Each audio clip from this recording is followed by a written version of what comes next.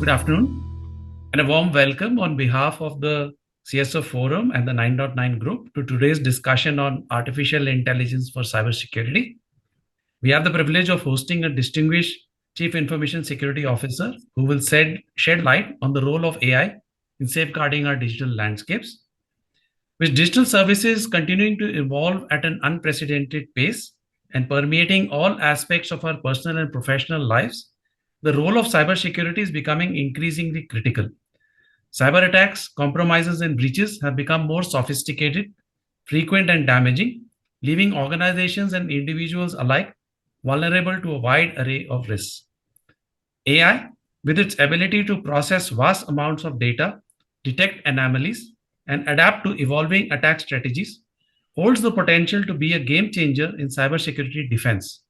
But as with any powerful tool, it also brings forth a unique set of ethical, operational, and strategic considerations that demand careful examination.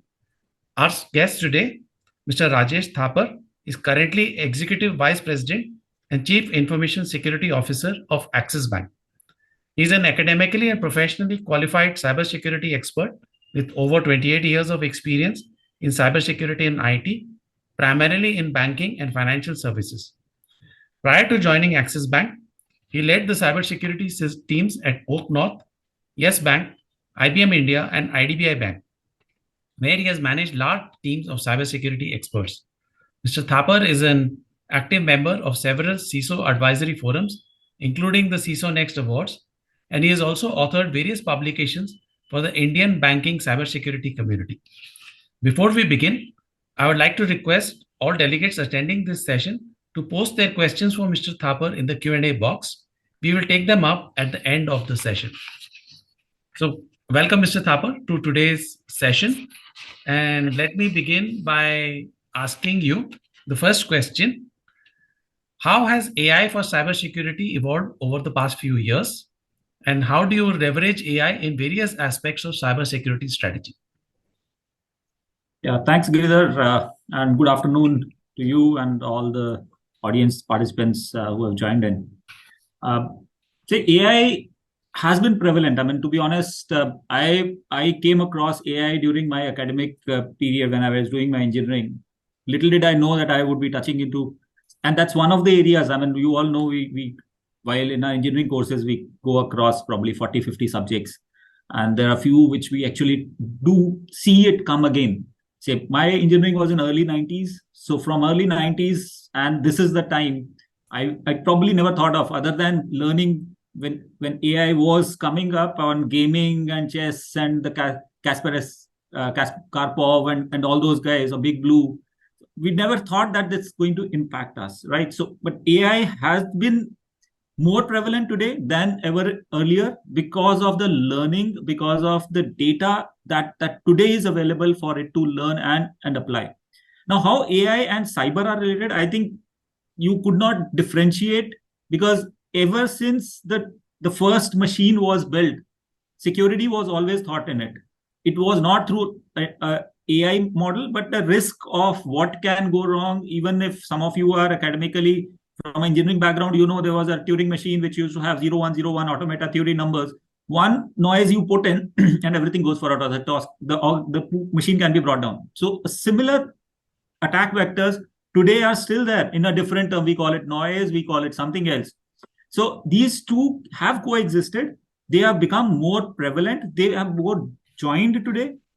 So I see AI in cyber evolve because of the digital transformation journeys that organizations have taken, the data digitization that has happened across, the risks which have come in more from work from home perspective, a lot of compute which has become much easier and higher, faster. So a lot of things which have made the computing easier is also making the attackers do their attacks in much more easier form, right? So they are also able to leverage some of those attack vectors, their better computes, they have data of customers. So they are running a lot of engines to decide on how do they want to launch attacks on the customers.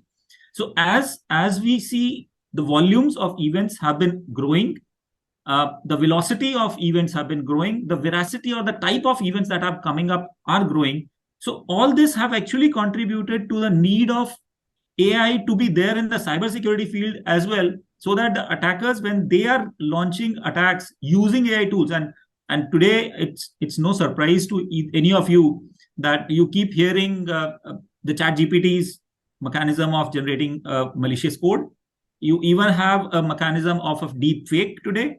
So people were moving over to let's have a voice call or have a face-to-face discussion, but even that is actually getting manipulated, and that's only because of the lapses which are being exploited in a potentially good tool, which is artificial intelligence. So both have been growing up. The attacker community is ingesting or taking these AI engines. The similar thing is happening on the defender side, which I should say, right? So both these attack vectors have evolved over a period of time. The security stacks have changed. A lot of things have changed over the last 2-3 decades. I mean, I've been in the cyber field for almost 2.5 decades now. Wherein we didn't call it cyber then, to be honest. We used to call it security, or we used to information security, where it used to be a 1-member or a 2-member team. Today, any organization, a 1-member team is only doing compliance then and today there's a lot of difference. The other reason which I feel is making it much more important is the kind of attacks, threats which are happening are not the traditional ones.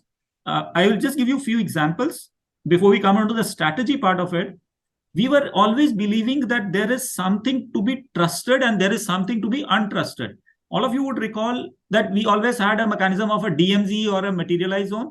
We used to say DMZ is somewhere which is untrusted zone. Somebody will come in, I'll have a gate or a reverse proxy there and then let him in. But today, you cannot have a differentiation between untrusted and a trusted. The zero trust journeys have made sure that you think everything is untrusted. And I'll give you a few examples of how and what are those. Your supply chain. We never thought, 5 years back, we never thought that supply chains are vulnerable.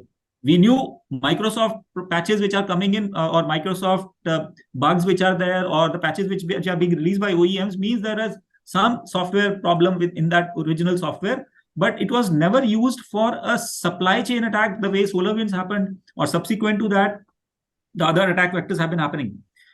Other problem which has been insiders. I'm talking of those things which were always trusted and becoming untrusted, which is making more and more important the need of artificial intelligence in helping the defenders to identify what needs to be trusted or what can get in, what should get the access and what should not get the access. Insiders were believed to be good. Outsider have a problem. We have a perimeter firewall, we'll have an internal firewall, we'll have a proxy, we'll have gate, everything on the perimeter, believing that the perimeter will protect everything because attackers are sitting outside. Anybody sitting in is good. That's no longer a case. Third guy, a subset of these insiders were the privileged users. We always believe there are privileged set of users. They have additional privileges. They are the guys who can do a lot of stuff that we always used to trust them. Okay, you come in, you have an access, you give me your credentials, and I'll give you everything. Today, that's not the case. How do you defend it? And we all keep hearing, all our vendors, partners keep coming back to us. All the OEMs come back to us and say, boss, I have an AI-enabled tool, ML-enabled tool. And the new word they are calling is my tool enables zero trust today. So zero trust, ensuring zero trust on an ongoing basis wouldn't have been possible without the advancements of artificial intelligence or learning, machine learning. Say, while all of these are related, they are not the same. Artificial intelligence, the machine learning or the deep learning, they are not the same. There is a relation between them, but it's very commonly being used, AI ML. I have my tool does AI ML, or I'm doing analytics and all that stuff. But considering the threat, the attacks that are happening, it's important that we also scale it up. Other thing which I come to, the other part of the question which Gidar was asking was on strategy. Strategy for me is how efficiently do I utilize my resources, my costs in protecting the organization. And it always was believed to be, one, the strategy's foundation has to be, in any organization, it has to be aligned with the business strategy. So if your business strategy is saying something, you cannot create a cyber strategy which totally is on a different path. You have to understand what the business is driving, what risk they are bringing onto the table, what are the challenges that you will come across.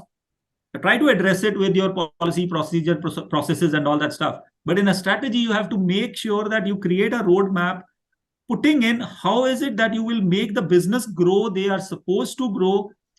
and managing risk rather than avoiding risks. The situation today is not what it used to be again 20, 15 years back, when people used to say CISO is a toll gate. CISO can either allow something or disallow something. Today, the CISOs are sitting and they have to manage risks.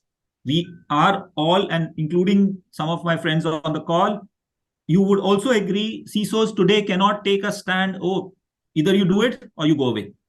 If you can't, the organization believes that risks will not be avoided, and that's a need today because of all the digital journeys that have been taken up. So AI helps you identify now where do you manage your risks. Now, what are the factors that I consider? I consider cost. Does AI help me cost? Yes, AI does help me in cost optimization, but will not go granularly how and what, but I'll just give you a feel of what are the things that I feel are important when you're thinking your strategy angle, and how is it that AI is facilitating. How do you optimally, the cost also comes from optimal usage of resources. How do I optimally use my resources? Can it give me my visibility on my attack surface? Can it tell me where all things are going bad, good, ugly? Other problem, the biggest problem that today the security community is focusing on or need is, how do I prioritize? Because the resources are finite, the cost, the budgets that we have is finite, the landscape is increasing, threat landscape is increasing, vulnerabilities are increasing. How do I prioritize? That is where the AI engines come in. That is where it leverages your data. The other area, in addition to prioritization, which also help, which gives you a better understanding, is who analyzes my traffic. Can I put in point in time tools? So all that is, I'm just giving you a gist of what is coming up for you over the next maybe 30, 40 minutes. But each of this is in itself an activity to help you promptly detect what could have gone wrong. How do you respond to it? How do you manage your vulnerabilities and risks? You cannot mitigate everything, but how do you prioritize them? How do you get better visibility? How do you put context to that visibility? So all of that elements, all of those elements are made possible because of the evolution of AI or adoption of AI. AI is not hype cycle. It is something which is now mandated. It is required, but we have to differentiate what vendors may claim it as AI and what is it that we need. It's not what they declare. So be very cautious there, but this is a journey that we'll all have to take. Thank you for injecting a sense of realism into what could be the AI strategy. So given that you feel that AI is here and now and it's really helpful, I want to ask you what kinds of AI driven technologies are actually effective in operational security or in deployment. How do you ensure that all these technologies that you are putting in are getting aligned with your threat landscape and your business objectives? Yeah. Uh, so together, primarily that in continuation to what I was just mentioning as part of strategy, when you invest something, the first thing you have to think is, what are you investing in line with the business objectives? Are we knowing what things are or potential risk to me is, not what is coming out from either research reports elsewhere, may not be applicable for me, or the vendor coming and pitching. So we definitely need to have all that intelligence, but most important is understand your own risks. Figure out your own risk assessment, go granular in that, figure out where your risks are, what can go wrong for you, and then decide on how and what you want to build out around the stack. So it's important that when you pick up these technologies, the commercial objective of these AI driven technologies are adequately considered, that it outweighs the risks related to AI. Say, I'll just rephrase what I'm trying to say is that there are risk element also that comes with AI. AI is not something, okay, I've bought AI or I've taken AI, now everything is good. AI also has its negatives. So be very sure when we are picking up these AI driven technologies, now what kind of, will come there. I've taken the second question first and come to the first one. It is important that when we pick up these AI driven technologies, whatever those are, I need to be careful as that the benefits of that outweighs the risk related to it. Now, risks can be on various fronts. We will cover as part of compliances and all that stuff. But very important for us to identify, that is what will help you align those solutions in line with your organizational mandates and the threat landscape. Understand your risk rather than what your probably you have heard or you just listened. It's important to gather the threat intel, but just work out for yourself, not copy pasting that stuff. So that's the first thing that I wanted to share.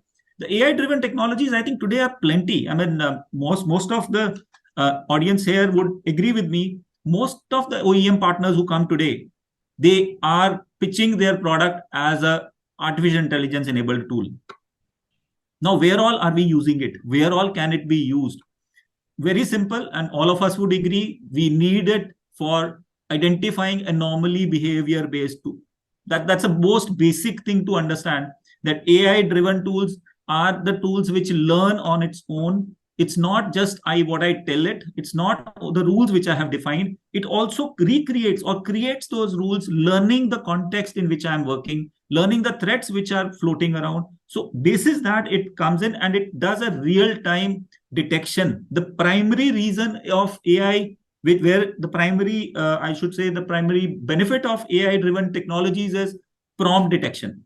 We definitely help. It does help in our response. It doesn't help. It does help in our identification. But I think the biggest benefit that the AI-driven technologies are giving is the reducing the time to detect. That is something wherein any malicious activity that's happening would have gone in the environment. It helps you detect it. So real-time monitoring, enhanced visibility of all the tools that are there. We keep discussing on what are the other benefits of it, but the technologies, if I just speak out, SIM is something which today is traditionally moving from the traditional SOC tools to a AI driven tool, wherein it does context based. It has ingestion of a lot of data. It's not only the events that are seen. I keep going back to history, being one of the few guys probably who has seen this industry evolve. In the traditional SIMs, we used to have only the data that is pumped out from the sources, and basis sources you decide. Today, the situation is not the same. Today, you have a lot of integration, a lot of threat intel, external, internal threat intel. You can put in your own enrichments. So all that will be put in to decide what is the possibility of something going good, bad, ugly. So there is a confidence level also that can be tagged to it, right? So SIM is one of those technology which is effective and is required. There are a lot of buzzwords. I'm not promoting any companies here, but I should say that EDRs, XDRs of the world, they definitely use a lot of artificial intelligence. UEBA, wherein how a particular asset is behaving or a user is behaving, it learns it out. That's important area. Anomaly detection tools, whether on a network side or a packet, after you capture those packets, is there any analyzer that you can put in wherein it learns, it says, oh, this is how typically the packet was behaving on a TCP/IP stack, and all of a sudden I see something different happening. There is only one area which I feel that AI is actually helping more on the response side, maybe more, but I think one of the areas which I feel it's on the technical stack is the RASP, which is a runtime application self-protection. This auto healing part of it, that is something which, according to me, I mean, is an area where, but rest of it is more of learning everything, seeing the traffic, analyzing the traffic, because traffic analysis, which can be done through an AI driven tool, which actually give you insights which none of the individual tools can give you, or the traditional tools can give you. It correlates everything, puts a context to it, and then it tells you what is the possibility of something going wrong. So it is actively used in the new generation DLP tools. It's actively used in the deception tools, putting the sensor, it changes the form of the sensor itself. If it feels that there's a decoy that is there, which probably has been hit, or a sandboxing environment, that is something which again works on an AI driven mechanisms, just to ensure that what it is doing, is it behaviorally matching with something else. So there are a lot of things. One last area which I feel the AI is going to penetrate big time, and we are just seeing some shoots of that, is a passwordless authentication.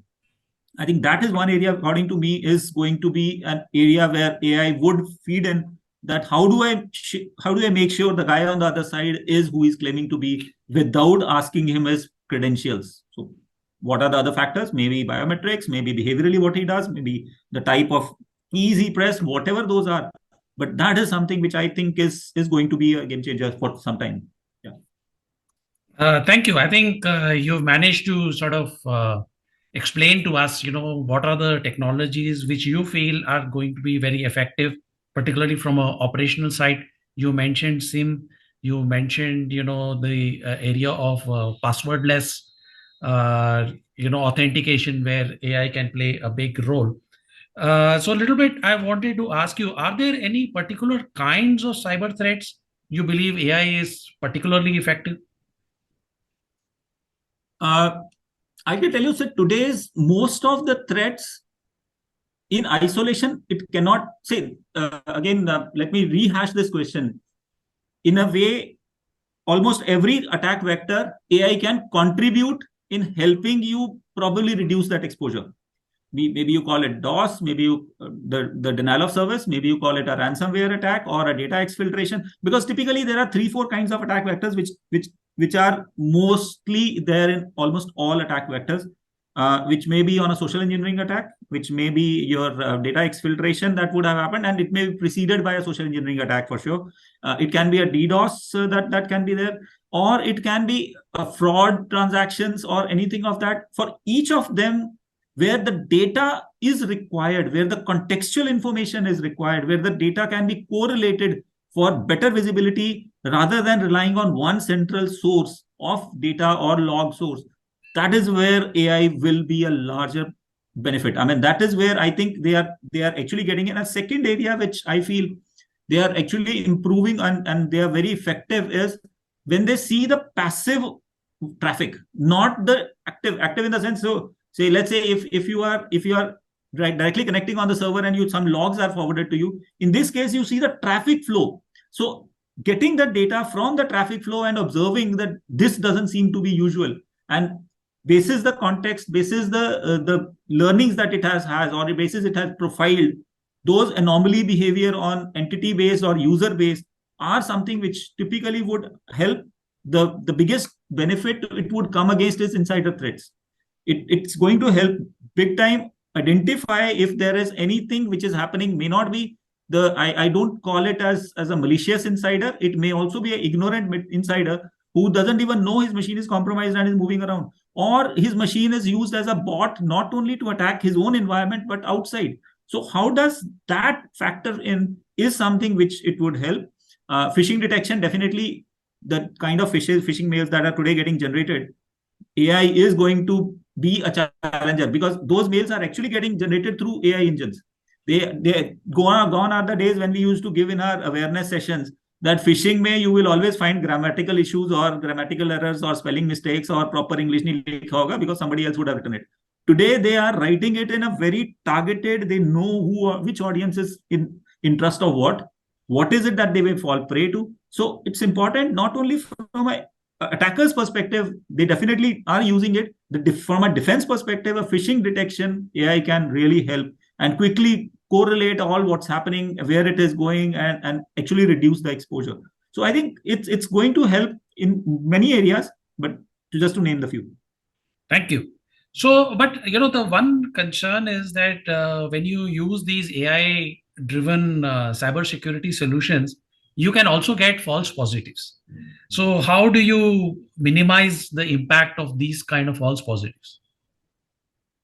I tell you, say false positives are there almost in every, whether AI or not. So I mean, today even if you run a typical vulnerability scanner on any of your hosts, you get false positives. I mean, there would be cases where the patches would have been overridden, or there is a issue that is identified, but it's a disabled service. So you keep getting some of that, but it's important from an AI perspective. The impact it becomes more important because in case of a false positive, in a usual scenario, you will have to analyze it manually. But here, if you put in an automated flow, and if you don't remove the false positives, the actions would happen which are not solicited, which are not required, and which may actually detrimentally, it can be detrimental to the purpose of driving the AI-driven solution.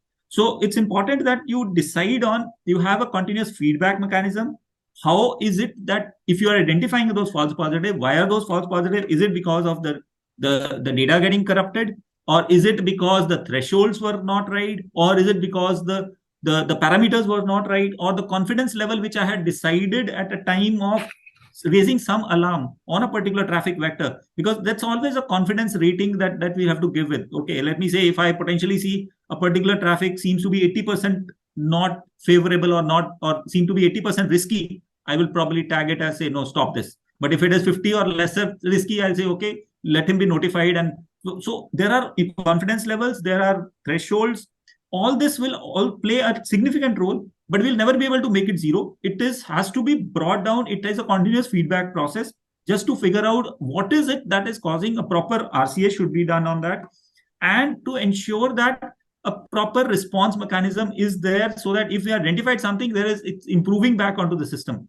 The last thing which I feel we should add in to help these false positive come down is doing an alert enrichment and adding a threat intel to it. That something, according to me, will cut down these number of false positives, because it's something which I believe, and if I see there is a threat intel matching it, the confidence level can be brought up, and that's something which would help you cut down the overall false positives. So there's no simple elementary way or a basic way that you can put in. These are evolution paths of the AI based solutions, but the number should be lesser, because or you will not be able to go all hog and do an automated actioning basis those results.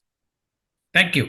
So, coming to sort of the next part of, handling a threat, which is the incident response. That once if there is an incident, so what role will AI technologies play in helping improve the efficiency of incident response?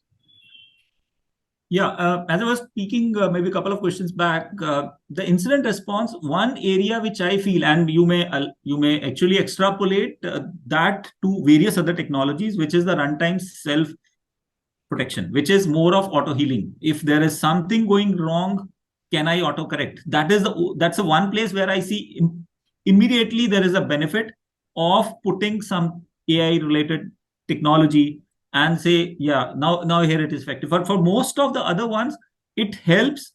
If it helps to contain the time to resolve, it may help you contain the cost of the breach.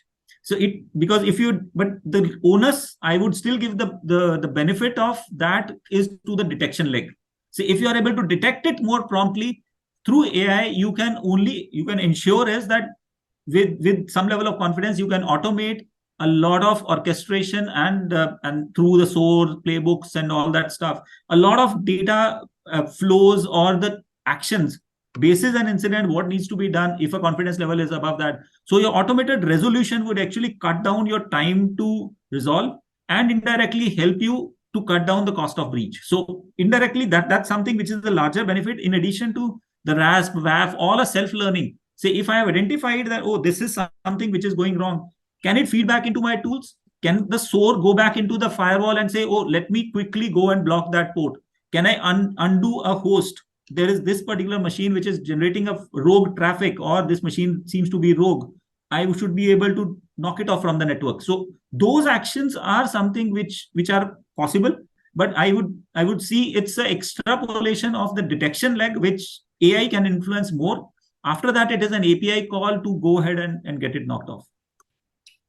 Thank you. So I think, so in your assessment, adding AI can definitely improve the speed as well as the quality of the incident response. If the correlations can be done, and so I think doing it in an automated way can help. Yeah, and maybe we can improve our playbooks as well by applying some AI to it. So the next, so a related question to this would be, what role can AI play in risk assessment and vulnerability management? Do you think their AI can help? Assessments, maybe, yes. As I said, the passive on both related together, because vulnerability assessment I'm taking as part of risk assessment. Management I will come second. So two parts of the question. One is vulnerability and risk assessments, and other is the management of the vulnerabilities or the risks. So from assessment perspective, I feel yes, it does help you get those insights which typically you will not get, because you are seeing one tool at a time, or you are seeing one data set at a time. Here it puts the context, and in line with my earlier point of passive detection of or analysis of traffic. When it sees the traffic flowing around, it actually detects it and analyzes and gives you insights on what, according to it, is causing that. So it cuts down a lot of effort that you would put in. And other is those traffic flows would have actually been not observed, because it's not happening in real time. It's happening, no, it's happening in real time, but you're not detecting in real time because it's low and slow set of attacks. That's something which will keep on happening. Other area where it also helps is it gives you a better visibility of your attack surface.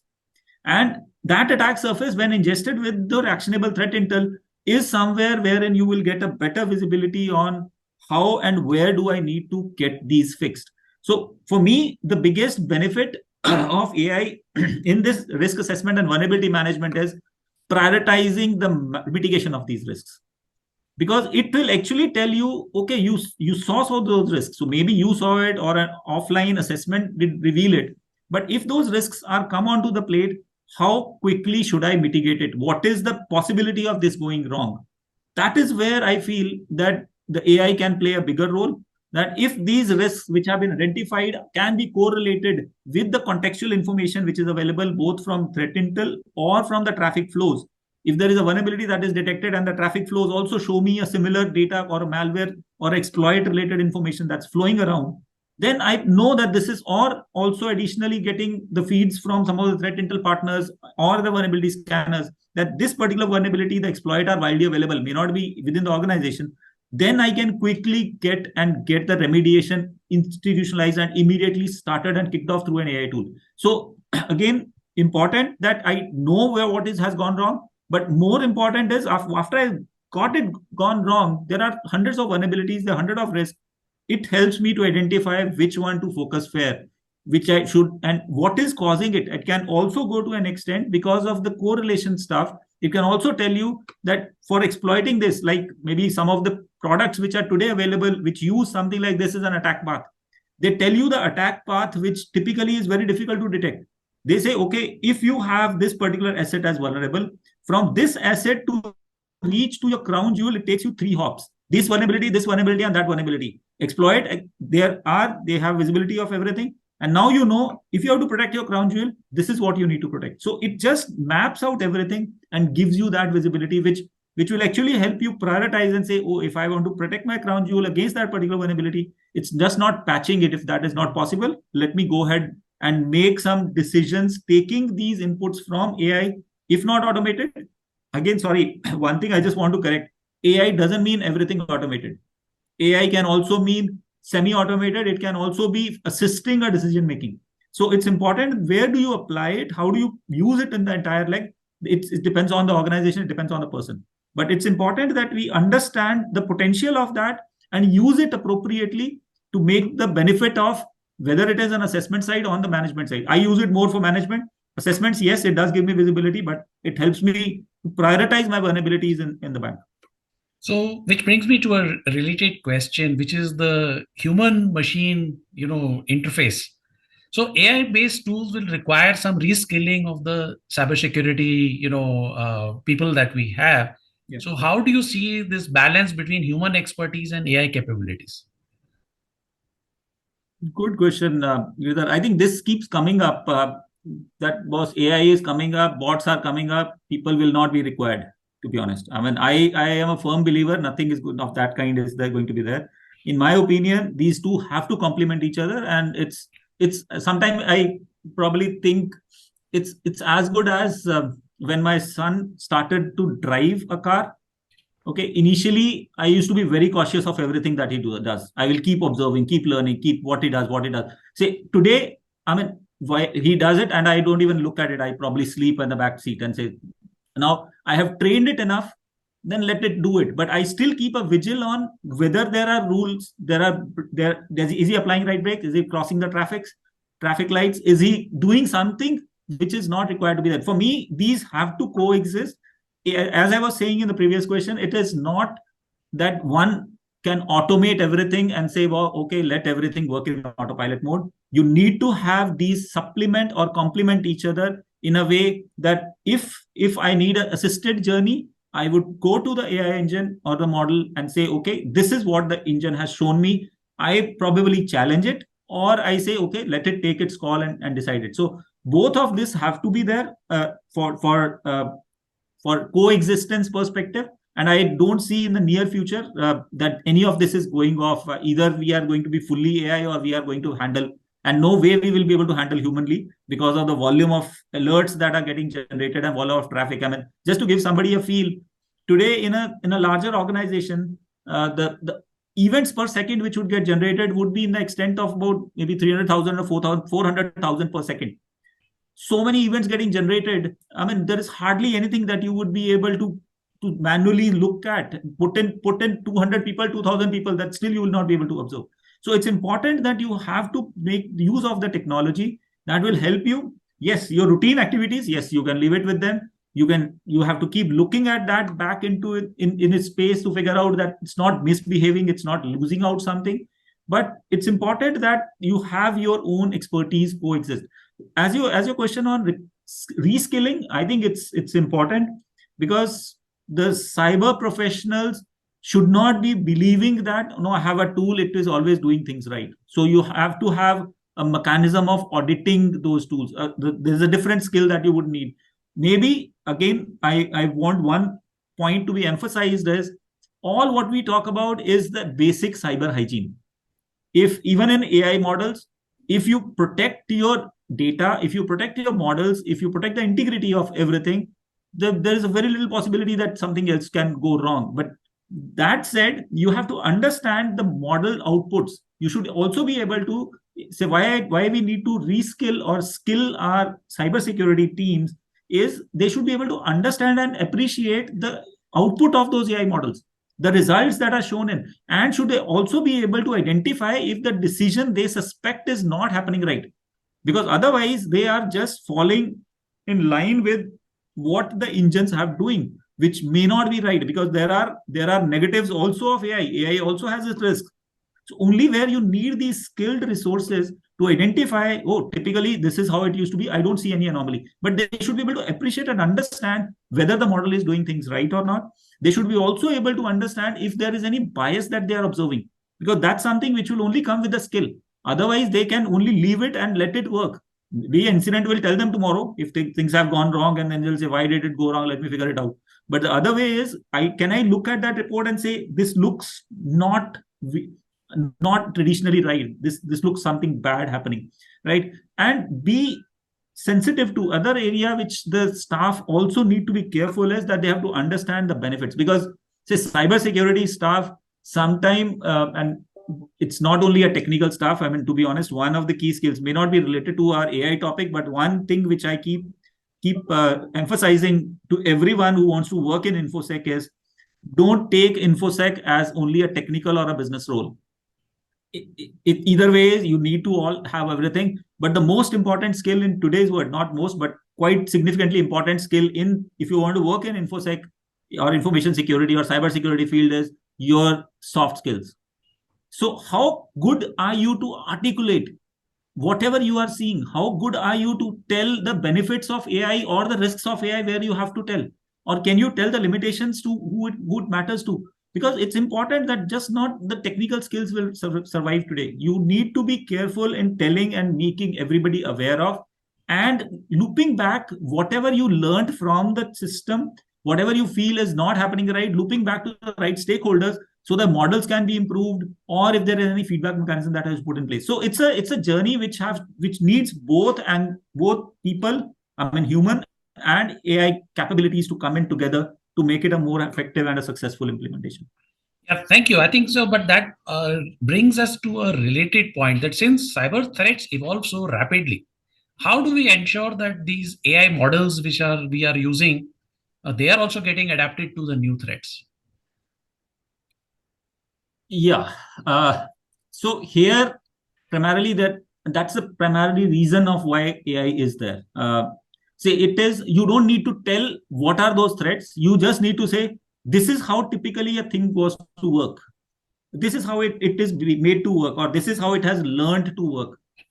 If it is not working in a particular way, raise an alarm. Let me figure out what is not there. So rather than I looking and figuring it out, what are the new things happening, I would actually tell him, oh, you have a habit of doing A, B, C, D, E. These are the good things from a system perspective. These are the good from your usage perspective. But I see this is unusual. Now, that is something which has to come back and you can always decide whether you want to load, read back and learn, because from most of these engines are actually learning what you give it to it. So if you have already seen such traffic or a certain behavior of a user, of an application, or any of that traffic, it will automatically learn and protect you against that, or protect you in the sense at least detect. Then you decide whether you want to protect it or not. But if you have not seen anything, at least it will raise an alarm. You have to then more train it. So this is a journey that you will have to keep putting it back into those engines, those models. None of these models will ever be able to, while they may claim that I can protect you against all zero-day attacks. I think from an AI pure play perspective, yes, they say, okay, everything I have now programmed, anything happening outside of these is something which I'll take it as a question mark. But with all said and done, even in a full-fledged, uh, uh, the box which I could create with everything built in, I would still have a possibility of there are AI-based attacks which can actually derail you. So it's important that we balance these out together and not just believe what we see. Sorry. Yeah. So what kind of sort of governance frameworks do we need to put in place, to when we are using AI in cybersecurity? Because we have to make sure that Most it's sort important. of safe and responsible way we are Most doing important. this. Yeah.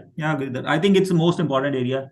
We all are actually going gung-ho about AI.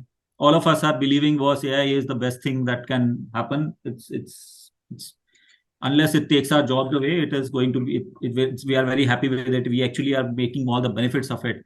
You see, in a cyber, yes, I can still understand, but AI can actually cause a lot of harm as well. So it's important that you create a governance framework around it. There are frameworks which I'm not sure if there are standards that are still available there, but it's more of there are frameworks which most of the geographies have put in place. So larger developed geographies have put in place around AI, and the recent ones, US had one, UK had some similar one coming up recently, Singapore had one. So some of that, the main intent of an AI based framework is that it should be just and unbiased. So here it is not thinking only on cybersecurity. Here it is also important that AI can also lead to physical loss of life. Or loss of life per se, because these engines can be fit into a lot of life-saving things or healthcare instruments and all that stuff. So it's important that those engines, those biases, if there are any that is existing, is brought up. So there is an important element when we go for AI, we always look for innovation. Is that innovation not going to cause harm to somebody? Then it's good. I would always believe, can I trust that? See, I'm calling some of those parts, some of those pillars which I remember having read in various governance frameworks, which typically say trust. I need to trust. It should not violate the law of the land. It should not breach the privacy obligations, or it should not breach the civil liberties of people. So all that is something which is important for us to ensure that we incorporate. Again, it all depends on the industry that we are in. Banking may have a different set of things which is important for us. For a government body, it may be a different set of things. But all of us at least have one thing, that we don't want to violate the law of the land. We don't want to, from a privacy perspective, yes, for a government body or a law enforcement agency, they are exempted from our data privacy issues. They said, boss, I need it, I will manage it the way I think it. But the same doesn't apply for the bank. So how is it that you have made the education and training of that in your environment? How is it that the people are going to use that? Whether you have infrastructure, applications, all available. And the recent one, which I keep seeing cropping up, is the international collaboration around it. Because this AI governance framework also is stopping certain countries to not share AI products, tools to another set of countries. So that's another level of collaboration or commitment that's coming up, and that may impact cybersecurity as well. So any leg, it's important that whatever the AI is doing, or the decisions that AI is sending out, is explainable. I mean, in the terms of AI, there is something called explainability. You should be able to explain if there is anything going wrong. It should comply to the regulations. Now, what is it that you do? It should also match the law of the land. This is sometime in our control. We don't want the data to be leaving the country. And that is also one of the reasons why some of these AI implementations which have matured in US are not consumed that well in the Indian industry at this moment, because a lot of that is working out from the US data centers, which Indian geographies don't allow. So you have to manage that AI regulations, you have to put in place. Risk management again is important. How do you protect your data set? Because you in your governance framework, you also need to be careful, as because the data that you have decided to train the AI model on, that is something you have to be picking up with enough randomization, or we should not have any bias from any perspective that it leads to something misinterpreted or lead to false positives which actually are not required to be, right? So all that is important.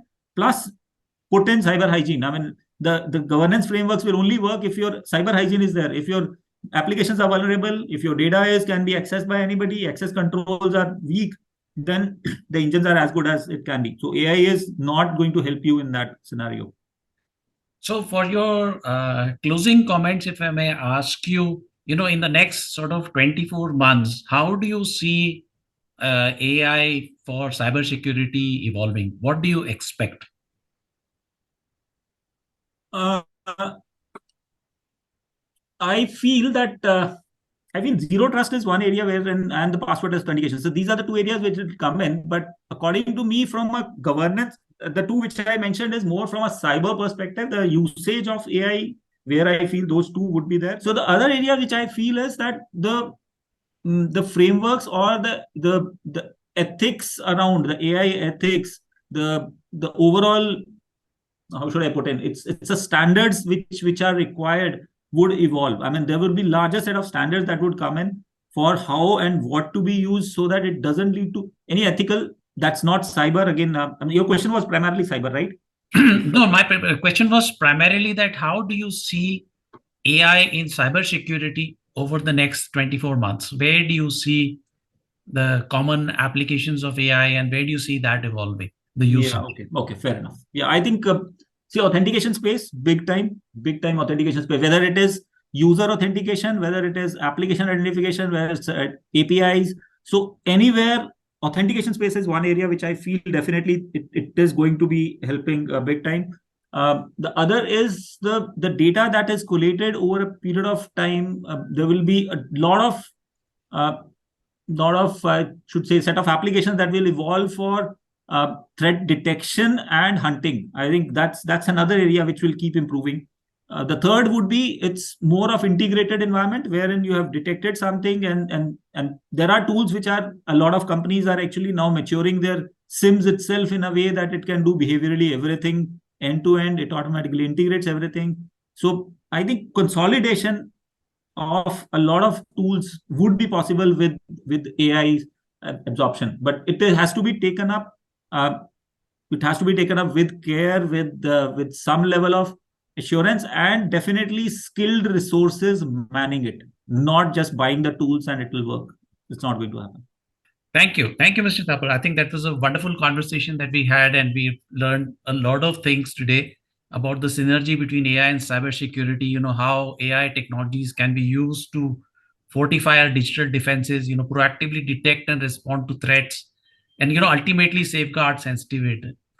We've also looked at the challenges associated with AI, including issues of, bias, accountability, and the balance between automation and human intervention. So thank you really for some of those insights and perspectives. Perhaps we can take a few questions from the delegates. So people have posted in the Q&A box.